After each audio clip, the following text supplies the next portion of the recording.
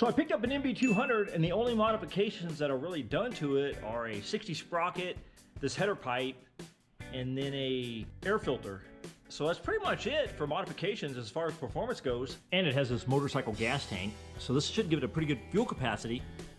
So I'm gonna do more of a dirt build on this bike, and we're gonna take this bike out to the GoPowerSports 180 mini bike race in November. So it's a 3-hour endurance race on a 3-mile track, and some parts of that track look pretty rough. So it ought to be an interesting time. So I'm gonna take this bike out on the dirt trail with the stock suspension, just to get an idea on how it rides in the dirt. And then I'm going to install this GoPowerSports Premium front suspension kit for the MB200. So you have the billet triple trees, and this stuff looks like a major upgrade from the stock stuff. I mean, look at this compared to the stock ones. I mean, what a big difference. Then you have the front hydraulic disc brake, which will be a nice upgrade for this bike. And then the shock tubes are really nice and beefy. I mean, what a big difference. And then while I'm at it, I'm gonna go ahead and throw some of their nitrogen charged shocks on the back, because this thing feels kind of stiff to me actually. The stock shocks. I don't know if it's just because of my lightweight, but this bike's actually pretty stiff for me. So we'll see if the shocks make a difference. So I'm gonna take this bike out on the dirt trails with the stock suspension, and then I'll come back and swap it out for the billet stuff, and then I'll take it back out and we'll see if it rides any better.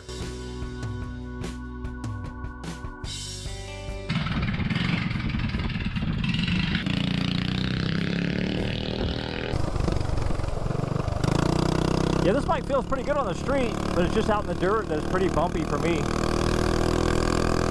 I think maybe a heavier rider, it would probably be a little bit smoother.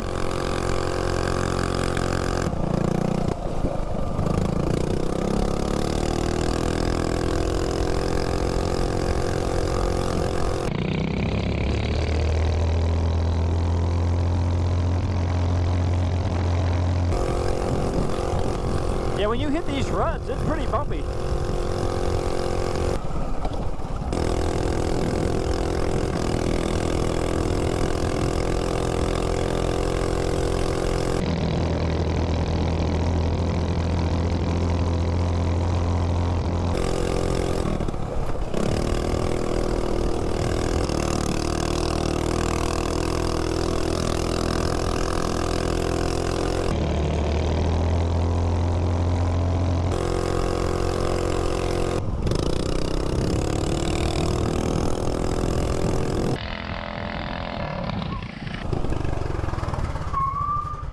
So the ride's actually not too bad. I just need the foot pegs located in a different spot so I can stand up over the bumps. So definitely gonna have to install a foot peg relocation bracket on this bike. So I'm gonna go ahead and install this kit, and then while I'm at it, I'm gonna throw on some dirt tires from GoPowerSport.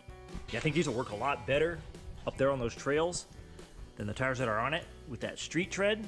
I mean, these are nice tires, but they're for the street. I think these will work a lot better in the dirt. These things look pretty rugged. Pull this wheel off of here.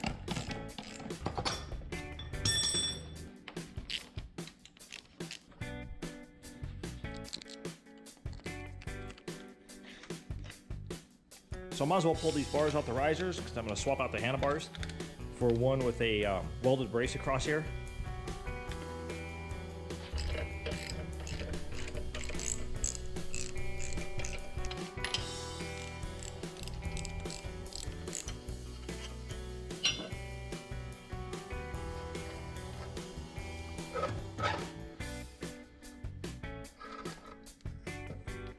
So the kit comes with new bearings.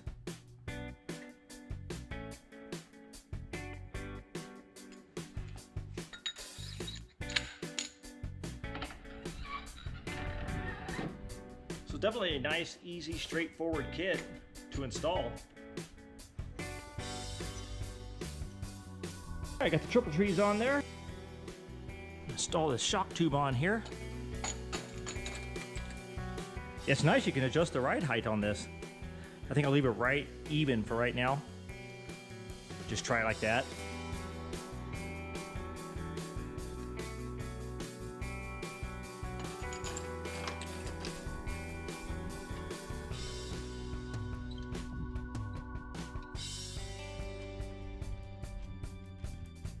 That thing looks nice on there. So one thing I had to add was a little bit longer bolt for the handlebar risers. So I mean, it might have came in the kit, but you know, I always have to lose one set of bolts. So they were just a little bit too short for that, for this billet triple tree. That'll work. So now I'm gonna throw these front wheels on here, and I mounted the wheels and I made sure I got the direction the proper way. They're directional. And then another thing I was looking at is I think I might have to use my die and run some threads on here, because it looks like it's a little bit long. So nothing my 14mm by 1.5 die won't fix.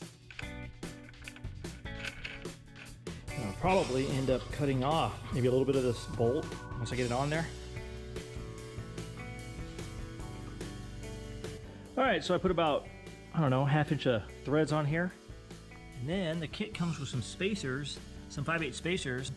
I'm guessing 3 on one side and then 2 on the other for the wheel spacing for the brake. So we'll see.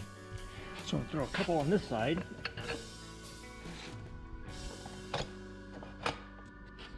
And then maybe 3 on this side. Hopefully, we'll see.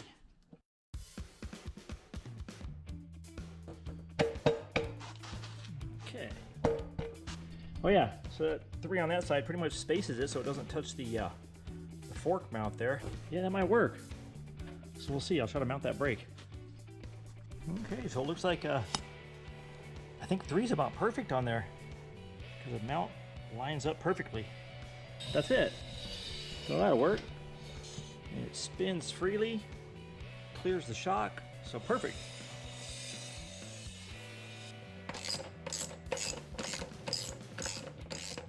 So it looks like I'm gonna probably have to cut some of that off. So that's easy. Just chop about 1 inch of that off.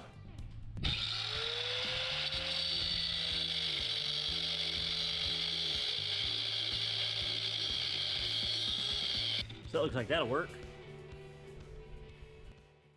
So pretty much have it finished up. There's a couple more things I have to do is mount the fenders and then the rear shocks. So I'm gonna have to figure out a fender mount for this. But other than that, it turned out pretty good. Looks pretty nice on there. So now I'll throw these shocks on here. And I think these will make a difference. Definitely add to the ride height a little bit. I think it'll probably raise it up like 1 inch.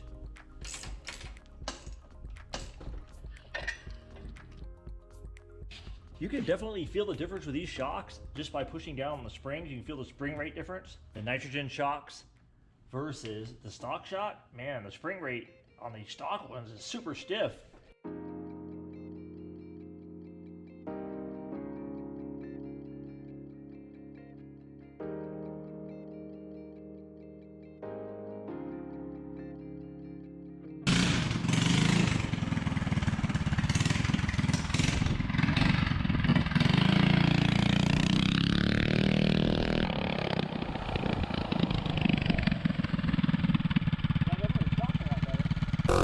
Oh yeah, this thing is a lot smoother already.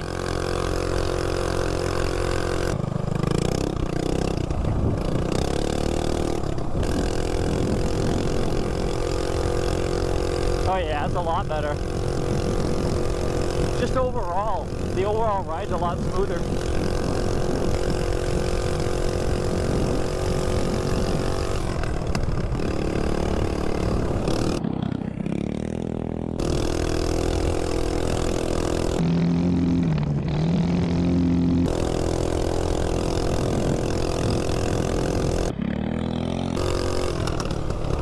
Yeah, you can pretty much hold it wide open in the desert with the 196. I mean, because it tops out around 40. Especially with this suspension, it's a lot easier.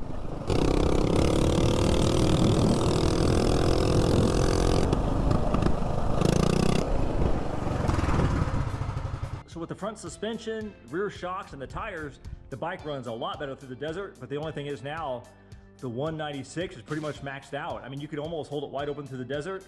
So I think the next thing I need to do is upgrade the power a little bit. Maybe a Tilley 212 or 225.